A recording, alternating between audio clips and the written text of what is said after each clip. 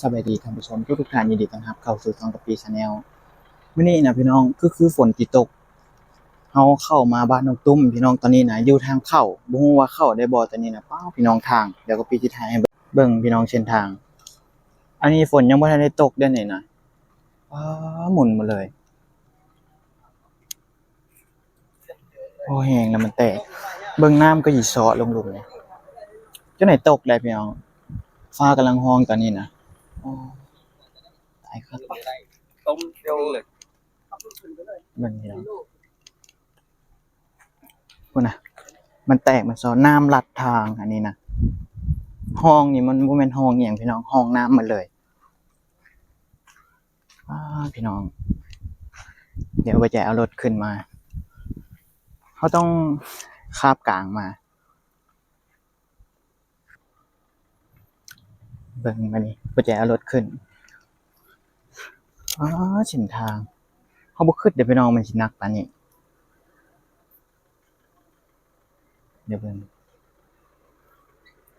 ฝนตกอีกจังหน่อยนี่พอแห้งพี่น้องเลยต้องได้ใส่4x4ระบบ 4x4 ขึ้น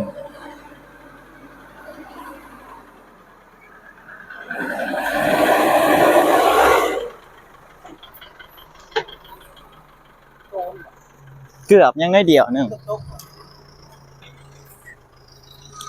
บัดตอนเขาออกนี่แหละนายโดเนาะตอนออกนี่ฝนตกนี่พอแห้งอีกแล้วมากับไอโดมื้อนี้นะ3คนถือกล้องให้บ่ใจอยู่ไปพี่น้องเดี๋ยวไป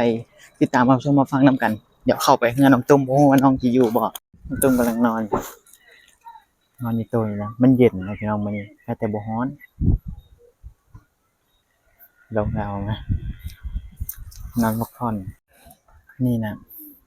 หลังจากที่เฮามาใส่ลบให้กันก็พอดีเฮาใส่พี่น้องฝนก็ตกตลอดเลยมื้อนี้ก็น่าจะบ่รอดดอกน่าจะแห้งพี่น้องมื้อนี้นี่คือเขาบอกแล้วให้กวางไปตัดไม้ใหญ่กว่านี้น้อยนึงเอามาใส่เพราะว่าอันนี้มันไหม้แค่น้อยๆนึงนะพี่น้องไม้ตายอีกรุ่นฝนตกนี้จะสิออกได้บ่ยามมันมื่นตกหั่นตกลงห้องก็บ่แห้ง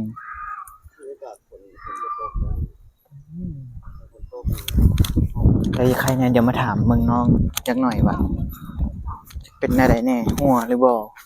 นี่ตุ้มเปลี่ยนเครื่องให้ประจัยถ่ายแล้วพี่น้องว่าพี่น้องเส้นทางคือพี่น้องเห็นนั่นแหละจักหน่อยนี้เฮาน่าจะบ่รอดฝนหรอกถ่ายคลิปน้องตุ้มแล้วนี่ก็น่าจะฝนลงนั่นแหละเฮาคาดเดาว่าได้พี่น้องเพราะว่าตอนนี้ลมแรงแล้วก็ฟ้าร้องอีกมาลุ้นนํกันพี่น้องว่าสิออกไปได้หรือบ่แต่ก็ยังคล้ายๆแน่ย่านอย่างหนึ่งก็คือย่านมันมืดแล้วมันไหลลงห้องตีนลอยแล้วมันเฮ็ดหยังบ่ได้พี่น้องระบบ 4x4 ก็ช่วยหยังบ่ได้ปานนั้นนะบ่ได้มาหาน้องตุ้มนี่ก็โดนเติบไปได้พี่น้อง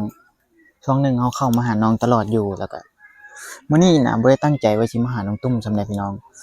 เฮาเอาเครื่องที่ว่าผู้ใหญ่ใจดีจากฝั่งไทยประมาณเกือบฮอดเดือนเลยพี่น้องก่อนสงกรานต์เอาเครื่องไปให้น้องจันมื้อนี้น่ะสิเอาเครื่องไปให้น้องจันแน่แล้วก็บางเทื่อคันว่ามันบ่ค่ำแฮงอีหลีไปหาน้องจันนี่ก็ค่ำแล้วพี่น้องถ้ามันบ่มืดแฮงก็สิเอาไปให้อาเลียงต่อแล้วก็ยัง3ครอบครัวพี่น้องเดี๋ยวนี้น่ะเครื่องเดี๋ยวก็ปีสิพาพี่น้องไปเบิ่งอันนี้เป็นเครื่องของน้องจันกับเครื่องของอาเลียงของน้องจันก็หลายน้อยนึงเพราะว่าลูกกับเจ้าก็9คนพี่น้องอันนี้ผู้ใหญ่ใจดีเพิ่นเลือกมาให้เฮาก็ยังบ่ได้เบิ่งเด้อพี่น้องว่ามีอิหยังแหน่อันนี้น่ะบ่ฮู้ว่าแตกมาจากเพิ่นหรือว่าแตกนำขนส่งเฮาบ่แน่ใจพี่น้องตั้งใจว่าสิเอาเครื่องไปแวะให้น้องจันเพราะว่าเครื่องมันค้างอยู่นี่ก็โดนแล้วพี่น้องให้น้องจันก็เลยว่าแวะมาหาน้องตุ้มก่อนซะบ่ได้เข้ามาดนละแต่ก็บ่ได้ฮู้เลยพี่น้องว่าทางเข้ามันเป็นแบบนี้น้ำเซาะอยู่บ้านนี้น่าจะฝนตกแห้งพี่น้องจังเซาะแบบนั้นแล้วทางมันสั่นแห้งนะเฮาเบิ่งอยู่กล้องมันอาจจะบ่สั่นแต่ว่าชีวิตจริงอยู่พี่น้องเติบนึงอยู่โอเคเดี๋ยวไปถามเบิ่งน้องตุ้มนํกันตอนนี้บ่ใจกำลังถ่ายลืมบอกนะพี่น้องเฮาซื้อเครื่องมาฝากน้องตุ้มจากผู้ใหญ่ใจดีพี่น้องมีไข่แล้วก็มีปลากระป๋อง2แล้วก็มีอีก2แก๊สเดี๋ยวสิไปให้น้องตุ้มแต่ว่าเครื่องนี่เฮาจักสิเฮ็ดไปพี่น้องคันฝนตกนี่ไปให้น้องจันบ่ทันนี่โอ้จักสิว่าบ่ในรถนี่ก็เต็มแล้วพี่น้องไอโดมานำเด็บมื้อนี้ ปกติเขาก็เอาเข้าหลังรถแค่แต่บ่มีเข้าห่อใส่ในนี่เลยพี่น้องสำหรับเป็นกระสอบนี่หนักอีกน้องจุ่มสบายดีล่ะนายขออนุญาตติดไมค์นะเอาดึงเสื้อออกไงล่ะเออสบายดีท่านผู้ชมนะ สวัสดี เออไปใช้มามื้อนี้น่ะ พี่สักให้ ไปสร้างให้ เออ คือเป็นไงหง่อยแท้ ไปตื่นไปนอน นอนตื่นมาโดนละมาแต่ให้ เออ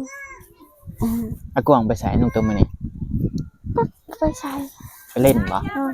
เออ บ่ได้ไปกินเหล้าติมื้อนี้น่ะ มอ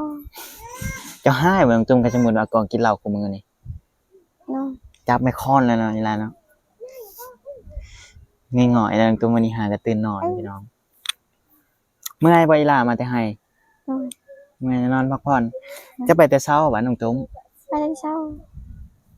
มาประมาณจักโมงนี่ล่ะ ประมาณ11 โมง 11โมงอันนี้ก็จักโมงแล้วนี่4โมง5โมงจะกินข้าวแล้วน้องจุ่ม นอน ตอนแรกสิกินข้าวกับหยังนี้ล่ะ กินข้าวป้า เนื้อปลา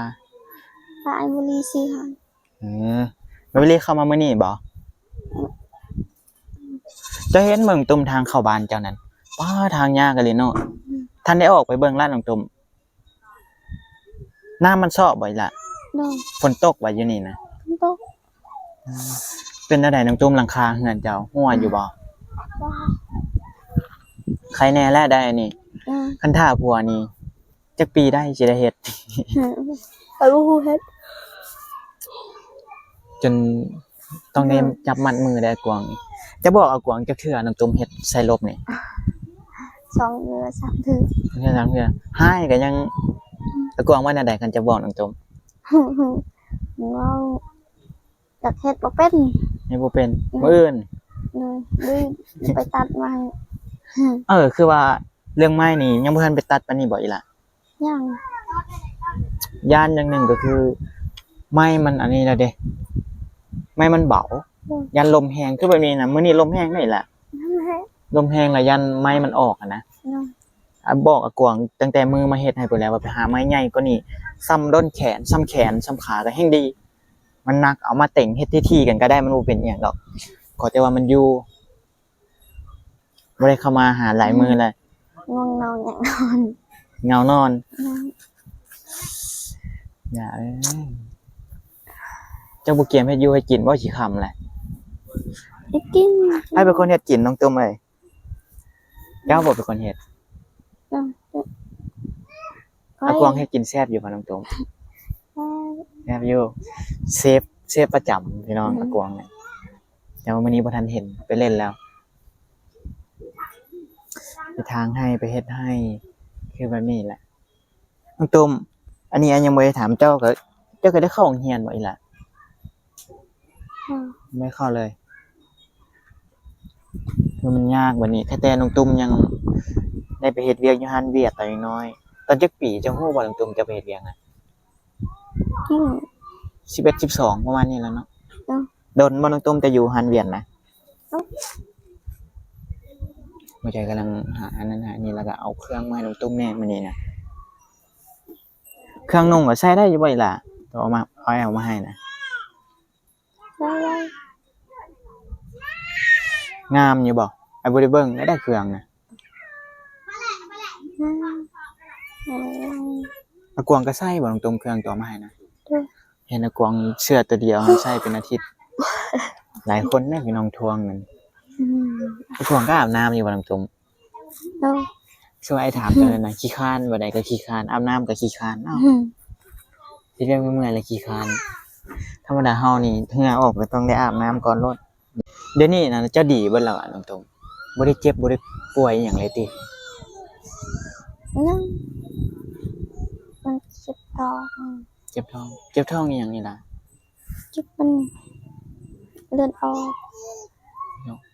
เป็นอันนั้นติเป็นเม่นติเป็นประจำเดือนติบ่แม่น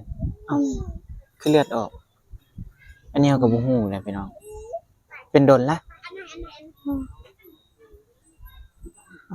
จะเป็นอีหยังแท้ ผู้ใดฮู้ก็คอมเมนต์บอกเลยเด้อพี่น้องต้องได้ไป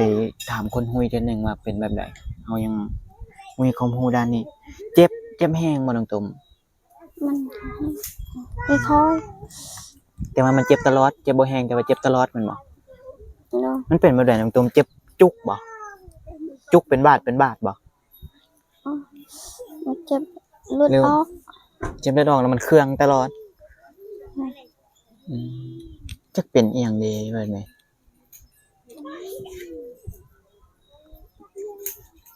แล้วกวางก็เบิ่งอยู่บ่น้องตุ่มจะเจ็บจะเป็นนี่ก็ บ่ ใช่นี่เขาเราไปเล่นตลอดเจ้าให้อยู่บ่น้องตุ่ม มันไม่ได้เป็นเล่นอยู่ที่เฮือน มีแต่เฮือน นะ แต่มื้อนี้เนี่ยบ่อยู่แล้ว มันนี่ไป เล่นกับบ่ได้ไปไสดอกพี่น้องเล่นตามบ้านนี่แหละเฮือนหมู่เฮือนหยังนั่นแหละแต่ว่าคันติดน้ำชานํกับเจ้าน่ะบ่แห้งได้ล่ะคนอยู่บ้านเจ้านี่เขาเจ้าติดน้ำชาเนาะกินน้ำชาหมด อืม บ่แห้งแล้ว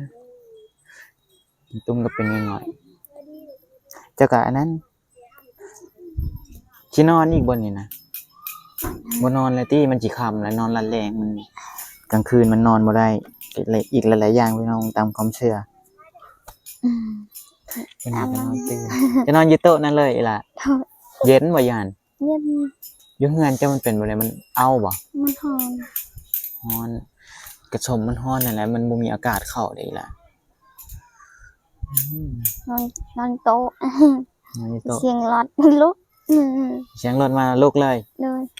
นี่แต่บ่ปบเนาะ ตะกี้น้องตุ้มปบได้พี่น้องแล่นเข้ามา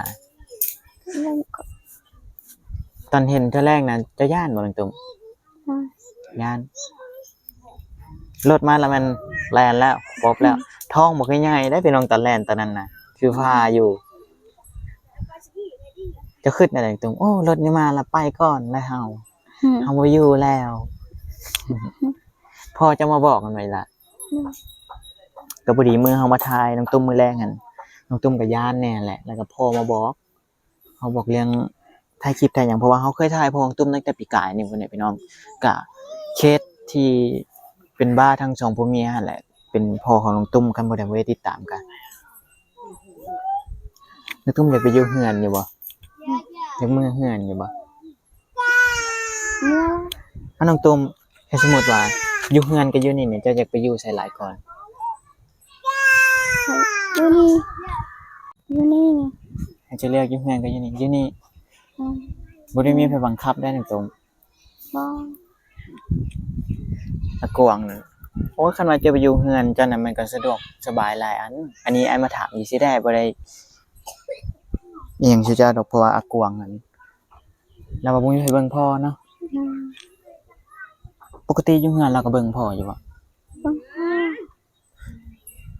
อ้ายน้องเราก็มีแน่นอนอยู่นี่เนาะ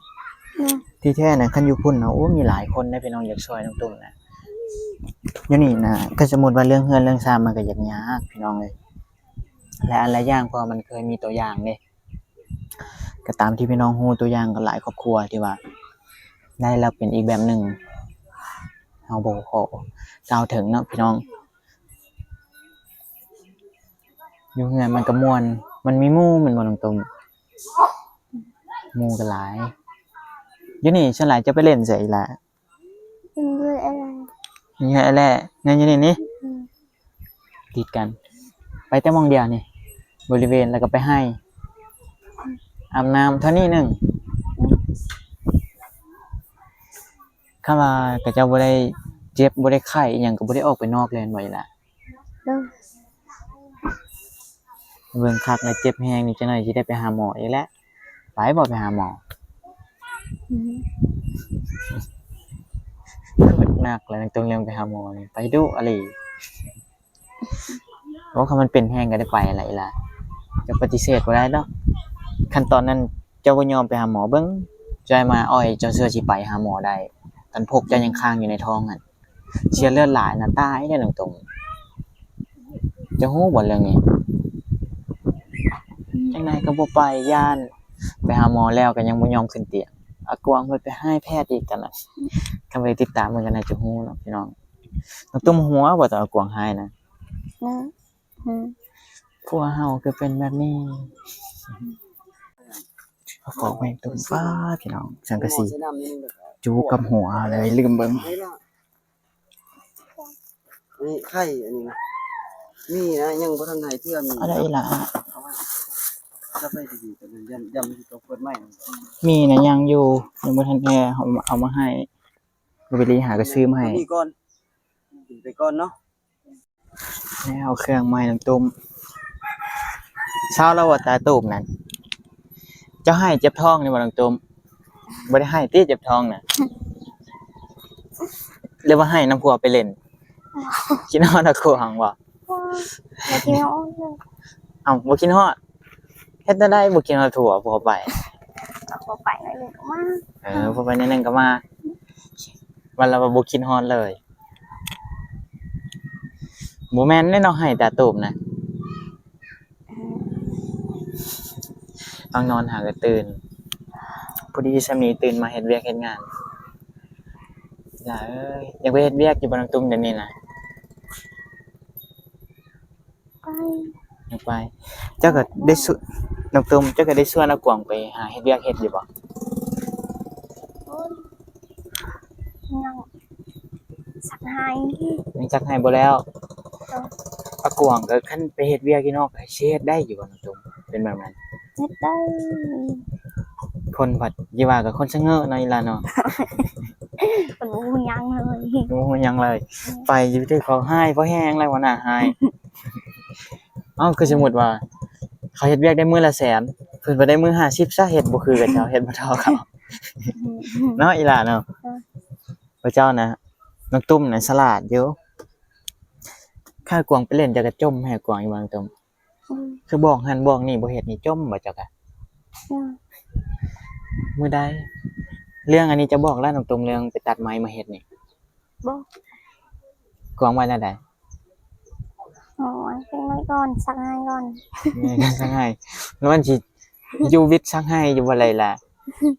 ไม้มันบ่ได้ใหญ่นะพี่น้องใช่เบิ่งไม้น้อยๆหนึงแม่นอยู่เอามาใส่หลายแล้วเฮาก็ตอกเพราะว่าคันลมแห้งอันเดียวรอมันก็น่าจะบ่อยู่ดอกซักให้ก่อนนะกวางสเต็ปและมื้ออื่นก่อนบ่ได้ก็มื้ออื่นก่อนนี่ล่ะนี่เจ้าคือบ่ถือไม้ค้อนนี่นำเรานี่ตัวใหญ่ๆนี่คันให้นี่จังได้เฮ็ดเหมือนว่ากวางนี่ตรง ยัง คันเว้าดีๆเว้าม่วนๆนี่โอ้ยมื้ออื่นก่อนมื้ออื่นก่อนล่ะเอ้ยก็มันก็เป็นสีสันให้น้องตุ้มอย่างหนึงก็พอได้หัวกับผัวแล้วเนาะคนบ่ฮู้ บ่ ปกตินะพี่น้องคนอายุหลายก็ต้องบอกคนอายุน้อยนะพี่น้องอันนี้คนอายุน้อยได้บอกทุกอย่างเลยหมดล่ะแต่หนึ่งข้าวหนึ่งน้ำนี่จะบ่ได้บอกเด้ บ่ บอกอีกอันนั้นกะ อืม คือแต่ว่าดังไฟอันเขาบอกไปหลายเทื่อได้เอายางไปจูดตอนเราต้องอยู่กับมันเจ้าคิ้วไว้ล่ะ เฮ็ดจังได๋เนาะผัวว่ามันเป็นแบบนั้นเมื่อนั้นไอ้ก็บอกจะเห็นบ่ไปดังไฟอยู่ลุมคันใช้ถ่านก็ดังให้มันติดก็จังเอาถ่านขึ้นมาอันนี้เอายางมาจูดอยู่เทิงจะตายดอกก็เบิ่งแต่เฮือนพี่น้องบ่มีอากาศออกเลยขมังแล้วผัวถ้าสมมุติว่าน้องตุ้ม